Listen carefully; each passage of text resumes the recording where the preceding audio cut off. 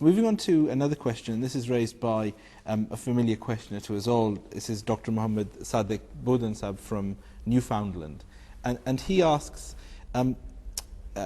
he says, after the demise of the Holy Prophet ﷺ, some Muslims refused to pay the zakat, thinking that it was only necessary during the life of the Holy Prophet ﷺ. If there is no compulsion in matters pertaining to faith, why was zakat forced upon them? Dr. Saab, perhaps you could just shed light on this in terms of what are the fundamentals of the Islamic faith and how this relates to that. Sure. I mean, Islam is based upon the pillars of Islam, and zakat is one of the pillars of Islam. So it's one of the fundamental issues that we have in Islam. And obviously this is something that is not a temporary commandment, but it is a commandment for Muslims throughout their life. However, with zakat, we know that there are many conditions that you have to fulfill if zakat becomes payable by you. And it pertains to the wealth that you might have over a period of a year, and the percentage of zakat has to be paid upon that. So it was not a temporary command that was given to Muslims as far as zakat is concerned, but it was for time immemorial.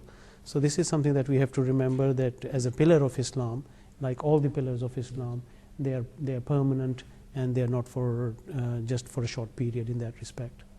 I think Dr. Saib, he has perhaps put this question in the context of forcing something upon people, and also he has in mind that the principle of Islam is la ikraha fi din, that there is no compulsion in matters of religion. As a matter of fact, this verse should be understood very clearly.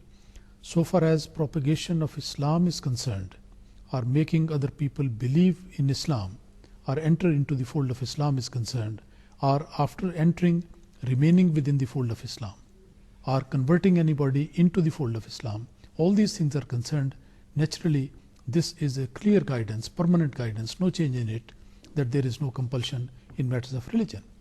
But once people, out of their independent choice, of their own volition, without any coercion or compulsion upon them, once they decide that they would like to join the fold of Islam, then of course they have to follow the rules of the house, as they say.